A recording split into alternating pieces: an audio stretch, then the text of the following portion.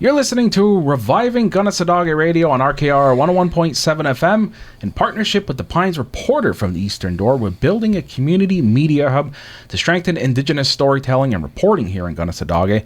Today I'm joined by Pines Reporter journalist Hadassah Allen-Carr and Fern Marmont, and I'm your host, Sterling Millette. So welcome to the show, Hadassah and Fern. How are you all doing today? Doing good. It's great to be here. Awesome. So let's get this started. We're going to start off with you, Hadassah. New local foster care families list. So a new initiative in Gunnesadage involving foster care will be taking place under the Gunnesadage Health Center. Can you tell us a little bit about this new initiative? So the Gunnesadage Health Center is making an official list of foster care families in the community. And this list will include current foster care families and those interested in being a foster care family. And this list is really meant to keep children who are removed from their families within the community. This list has never been done before. Emily explained to me that the names are shared through word of mouth now. So if there is a child needing a home, people say, maybe so-and-so, such and such family is available. So having an official list will be very helpful, and this list will be shared with Youth Protection. And you talked to KHC social worker Emily Boucher-Gauthier. What did she say about the new initiative? Well, first and foremost, this initiative is meant to help keep children who are removed from their families within the community. It is already a really traumatic experience for children to be removed from their families. Then for children to move into a home in a community they don't know, they have to switch to a different school.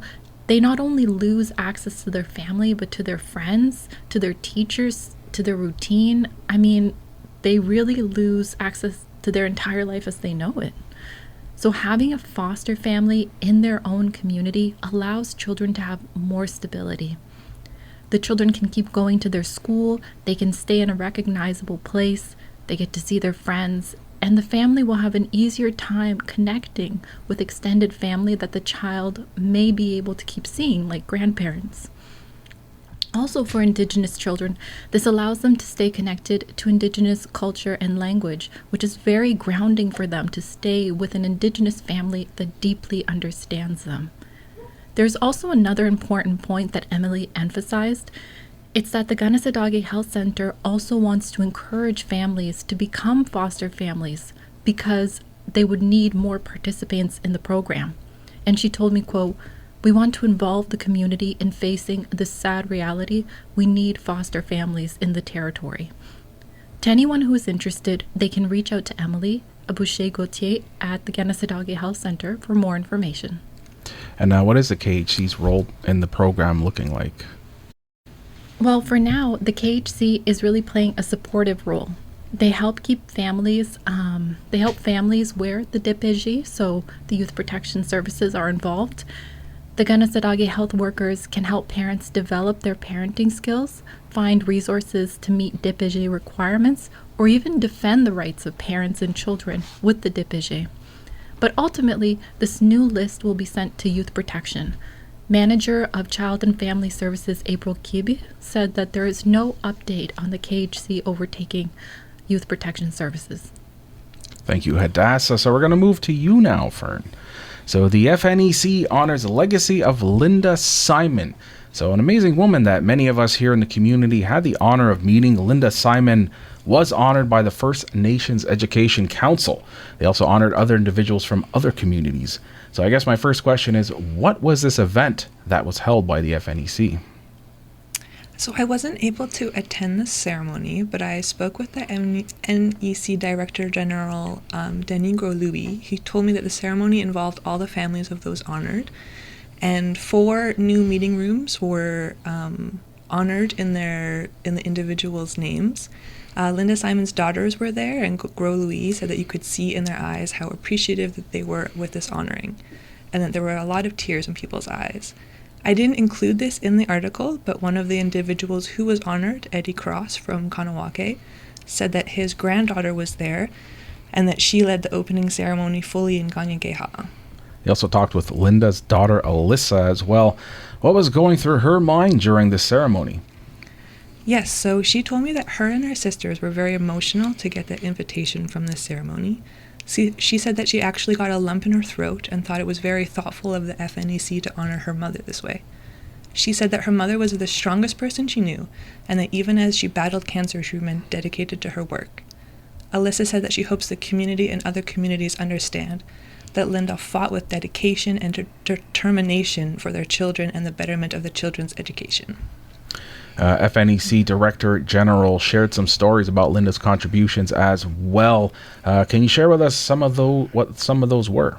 Yes, so Goelu said Simon played a central role in developing a comprehensive model for what a fully funded First Nations school system would look like. Over 7 years, Simon led a team that worked with communities to calculate the true cost of developing quality Indigenous education. Simon's research informed a major funding agreement that the FNEC and 22 member communities in Quebec signed with the Canadian government. According to Goelu, $400 million was secured to support education in those communities. So thank you, Fern, for that. We're going to go back to you now, Hadassah.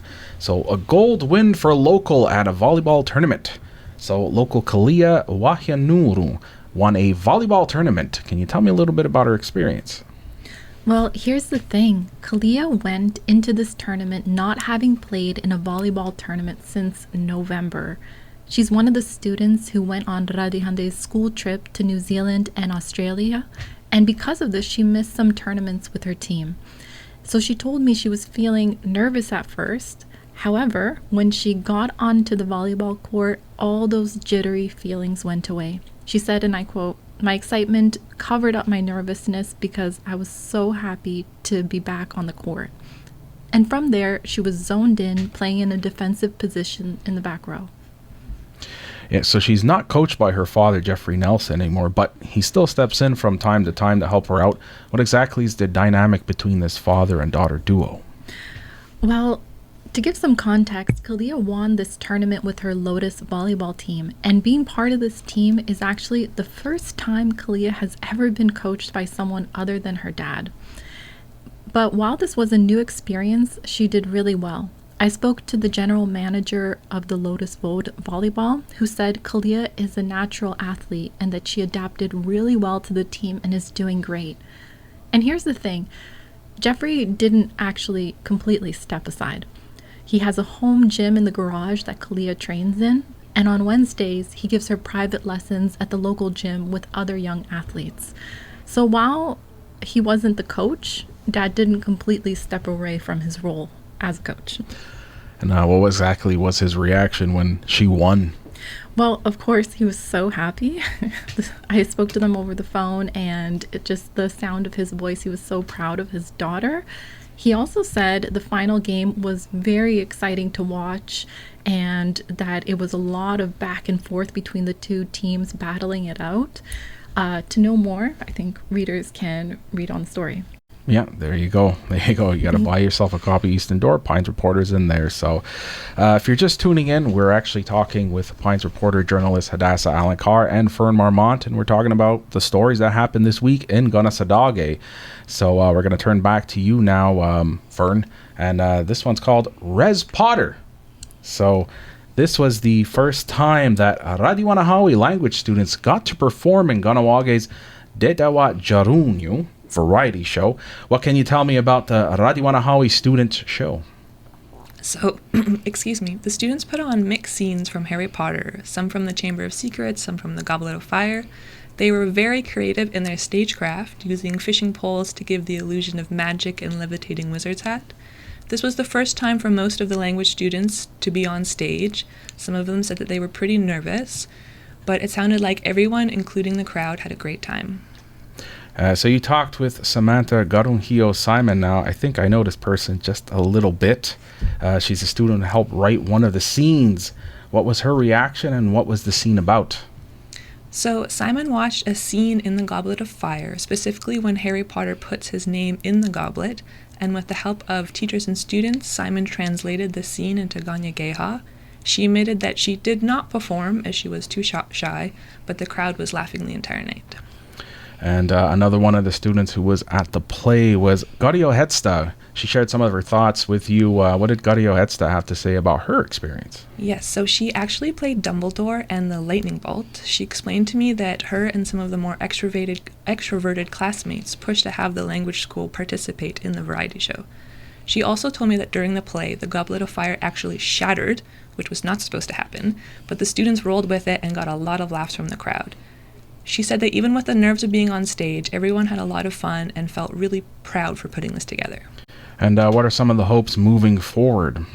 So I spoke with Gawisiyahne Albany, and she mentioned that with the success and enjoyment of the play, there has been some talk about bringing back the Language Day plays that happened back in the 1990s, but nothing's been fully confirmed. Yeah, exciting news coming up for our language, so it'd be pretty awesome if they did. And we're just going to turn back to you now, Hadassah. We got one last thing to talk about. So bronze title crowns dream hockey season.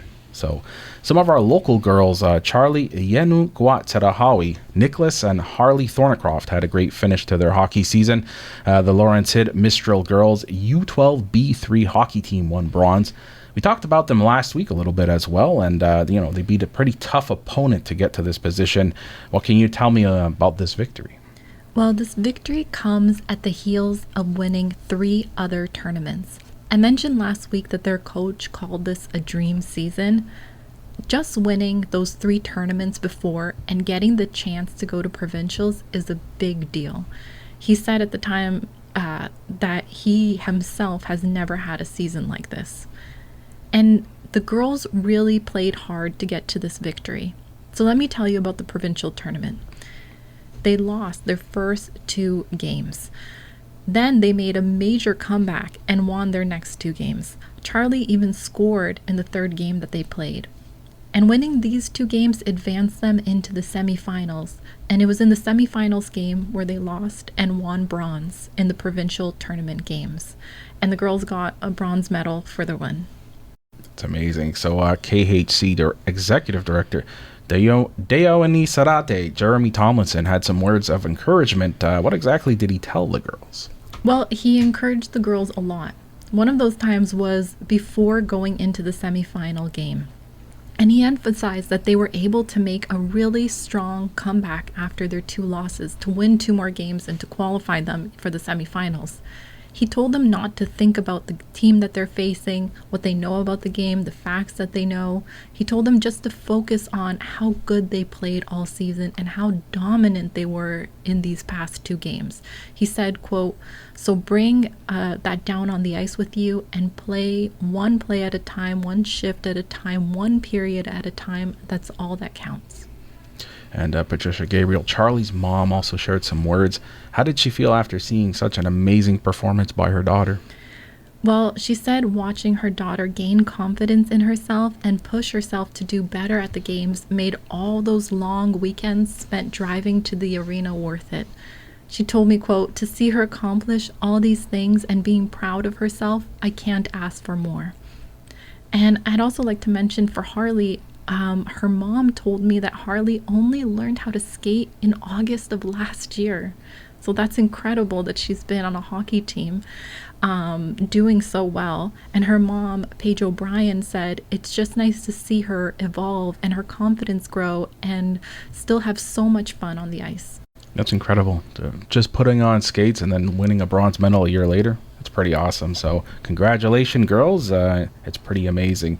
So before we wrap this up, is there anything that either one of you would like to add?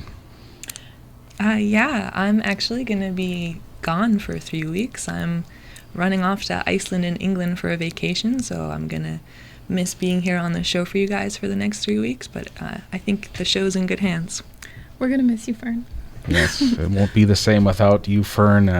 We're definitely going to miss you. We're in a hurry for you to come back already. So until you come back, we will say goodbye and have yourself a wonderful trip. Thank you. So that was a conversation with the Pines Reporter journalists Hadassah Alankar and Fern Marmont from the Eastern Door. It's all part of a collaboration with Reviving Gunnesadage Radio to grow Indigenous media and community reporting here in Gunnesadage.